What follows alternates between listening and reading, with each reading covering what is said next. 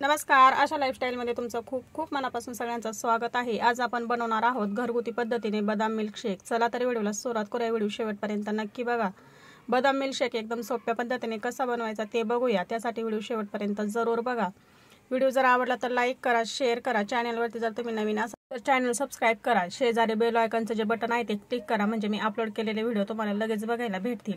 Milkshake बनवण्यासाठी आपण इथे 1 लिटर दूध घेतलेलं आहे, तुम्ही बघू शकता। आणि हे दूध मी अगोदर तापवून घेतलेलं आहे। तापवून घेतल्यानंतर संपूर्ण हे दूध थंड झालेलं आहे। 1 लिटर दूध घेतलेलं आहे, याच्यावरती साई देखील आलेली आहे। साईडला जी साई लागलेली आहे ती देखील आपण या दुधामध्ये ओढून घेऊया। आता हे दूध पूर्णपणे थंड झालेलं आहे। हे थंड दूध आपल्याला 3 चमचे एक बाउलमध्ये काढून घ्यायचे। तर बघा, या पद्धतीने इथे मी बाउलमध्ये 3 चमचे दूध काढून घेतलेलं आहे। आता हे दूध राहिलेलं आपण एक कढईमध्ये काढून घेतले। आपल्याला हे दूध आता पुन्हा तापवण्यासाठी ठेवायचे। गॅसवरती मी दूध ठेवलेलं आहे तापवण्यासाठी। गॅस इथे मी मध्यम केलेला आहे। दूध आपण संपूर्ण ढवळून घेऊया। अधूनमधून आपल्याला हे दूध सारखं मिक्स करत राहायचे, म्हणजे जेणेकरून खाली कढईला चिपकणार नाही। तर आता आपण बाउलमध्ये जे 3 चमचे दूध काढून घेतलेलं आहे त्याच्यामध्ये आपल्याला 2 चमचे कस्टर्ड पावडर टाकून घ्यायची। तर बघा, इथे छोटे 2 चमचे भरून कस्टर्ड पावडर टाकली, जास्त टाकायची आवश्यकता नाहीये। आणि याच्या गुठळ्या तयार होऊ नये म्हणून आपण याच्यासाठी थंड दूध घेतलेलं आहे। गरम दूध जर घेतलं त्याच्यामध्ये जर आपण कस्टर्ड पावडर टाकली तर त्याच्या लगेच गुठळ्या तयार होतील। तर बघा, आता ही बाउल आपण साईडला ठेवलेला आहे। दूध पुन्हा एकदा आपण हे ढवळून घेऊया। मस्त उकळी आलेली आहे आणि साई देखील यायला लागली। सुरुवात बाजूला जी साई जमा झालेली आहे, कढईला चिपकलेली आहे, ती देखील आपल्याला दुधामध्ये सारखी ओढत राहायची। आता इथे मी 15 ते 16 बदाम अगोदरच भिजत ठेवले होते। जवळपास हे 6 ते 7 तासासाठी व्यवस्थित असे भिजलेले आहे। त्याची साल काढून घेतली। याच्यामध्ये आपण आता छोटे 2 चमचे भरून दूध टाकून घेतले। दूध पुन्हा एकदा आपण ढवळून घेऊया। आणि ढवळून घेतल्यानंतर याच्यामध्ये मी केसरच्या काड्या टाकून घेतलेल्या आहेत, म्हणजे मिल्कशेकला खूप छान असा कलर देखील येईल आणि छान चव देखील लागेल। तर बघा, अशा पद्धतीने आपण याच्यामध्ये केसरच्या काड्या टाकून घेतलेल्या आहे। तर बघा, इथे दुधाचा कलर देखील छान आलेला आहे। आपण याच्यामध्ये केसरच्या काड्या टाकलेल्या आहेत ना, खूप छान असा इथे या दुधामध्ये कलर उतरतो। तर अशा पद्धतीने आपण पुन्हा हे एकदा ढवळून घेतलेलं आहे। गॅस कमीच ठेवलेला आहे। आता आपण जे बदाम भिजवून घेतलेले आहेत त्याची पेस्ट तयार करून घेऊया। मिक्सरच्या भांड्यामध्ये आपण बदाम आणि दूध टाकून घेतलेलं काढून घेतलेलं आहे। आता याची एक पेस्ट तयार करून घेऊया। तर बघा, अशा पद्धतीने इथे मी बदामची पेस्ट तयार करून घेतलेली आहे। एकदम बारीक अशी पेस्ट करून घेतलेली आहे। याच्यामध्ये वाटलं तर थोडं परत दूध टाकून घ्यायचं आणि याची एकसारखी अशी मस्त पेस्ट तयार करून घ्यायची। आता बदामची पेस्ट देखील तयार करून घेतलेली आहे आणि कस्टर्ड पावडर देखील आपण दुधामध्ये व्यवस्थित अशी इथे एकत्र करून घेतलेली आहे। आता दूध पुन्हा एकदा आपण ढवळून घेतलेलं आहे। गॅस इथे मी मध्यम ठेवला आहे। दूध बऱ्यापैकी आता इथे कमी झालेलं आहे, तुम्ही बघू शकता। आणि कलर देखील खूप छान आलेला आहे। अशा पद्धतीने आपल्याला दूध खूप आटवायची आवश्यकता नाहीये। एक 20% दूध आपल्याला फक्त आटवून घ्यायचंय, म्हणजे जेवढं आपण छानपैकी दूध इथे तापवून घेतलं ना की मग मिल्कशेक आपला तेवढा छान लागतो। आता याच्यामध्ये मी जवळपास 8 चमचे साखर टाकलेली आहे। साखर एकदम न टाकता तुम्ही अंदाजाने टाकू शकता, कारण की दूध कमी झाल्यानंतर मग खूप प्रमाणामध्ये ते गोड लागतं।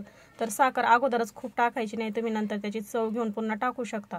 साखर टाकून घेतली, साखर पूर्णपणे विरघळली की आता आपण जी बदामची पेस्ट करून घेतलेली आहे ती याच्यामध्ये टाकून घेऊया। टाकून घेतल्यानंतर पुन्हा आपण हे व्यवस्थित असं एकत्र करून घेतलेलं आहे। आता मिक्सरच्या भांड्यामध्ये जी पेस्ट शिल्लक राहिलेली आहे त्याच्यामध्ये आपण याच्यातूनच 1 चमचा भर दूध मिक्सरच्या भांड्यामध्ये टाकून घेऊया आणि त्याच्यामध्ये राहिलेली संपूर्ण पेस्ट काढून घेऊया।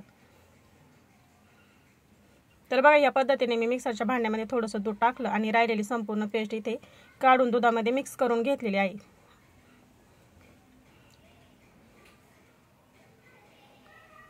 आता हे छानपैकी उकळलेलं आहे, तुम्ही बघू शकता। कलरही छान आलेला आहे आणि याच्यामध्ये आपण बदामची पेस्ट टाकल्यानंतर हे दाटसर व्हायला सुरुवात झालेली आहे।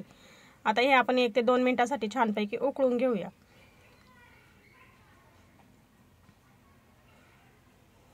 आता हे छानपैकी मी इथे 2-2.5 मिनिटांसाठी उकळून घेतलेलं आहे पेस्ट टाकून घेतल्याच्या नंतर। आता आपण जी कस्टर्ड पावडर एकत्र करून ठेवलेली आहे ती याच्यामध्ये आपल्याला थोडी थोडी करत टाकायची। कस्टर्ड पावडर कधी पण एक सोबत वाटायची नाही, एक हाताने टाकायची आणि एक हाताने हळूवारपणे आपल्याला हे एकत्र करून घ्यायचे, म्हणजे याच्यामध्ये अजिबातही गुठळ्या तयार होत नाही। तर बघा, अशा पद्धतीने इथे मी याच्यामध्ये थोडी थोडी करत कस्टर्ड पावडर मिक्स करत आहे। अशाच पद्धतीने आपल्याला ही करून घ्यायची, किंवा मग तुम्ही काय करू शकता, गॅस बंद करायचा आणि मग संपूर्ण कस्टर्ड पावडर याच्यामध्ये टाकल्याच्या नंतर मग गॅस सुरू करायचं, म्हणजे याच्यामध्ये गुठळ्या होत नाही। तर संपूर्ण कस्टर्ड पावडर मी दुधामध्ये मिसळून घेतलेली आहे। आता पुन्हा आपण 1-1.5 मिनिटांसाठी छानपैकी याला उकळी काढून घेऊया।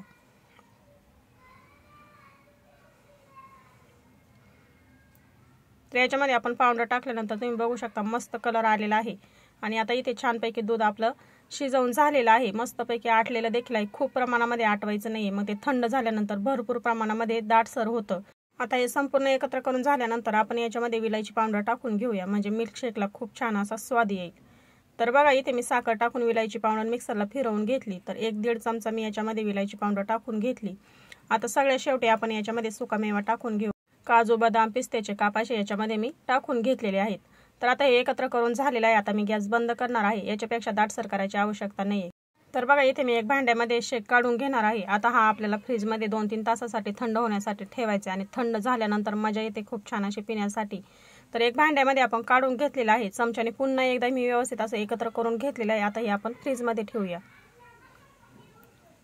तर जवळपास याला मी 2.5 ते 3 तासासाठी फ्रीजमध्ये ठेवलं होतं आणि तुम्ही बघू शकता मस्त कलर आलेला आहे. दाटसर असा एकसारखा आपला इथे मिल्कशेक तयार झालेला आहे. एकदम सोप्या पद्धतीने घरच्या घरी हा मिल्कशेक आपण तयार केलेला आहे आणि घरगुती पद्धतीने केल्यानंतर याची चव खूप छान लागते. तर अशा पद्धतीने आपला मिल्कशेक इथे तयार झालेला आहे. आपण आता ग्लासमध्ये काढून घेऊया. अशा पद्धतीने मिल्कशेक नक्की बनवून बघा.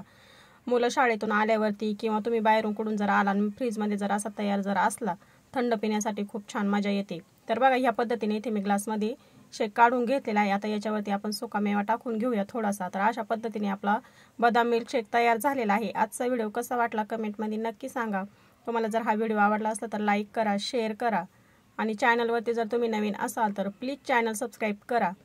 वेळात वेळ काढून व्हिडिओ बघितल्याबद्दल खूप खूप मनापासून धन्यवाद. चला तर मग भेटूया अशाच एक नवीन रेसिपी सोबत.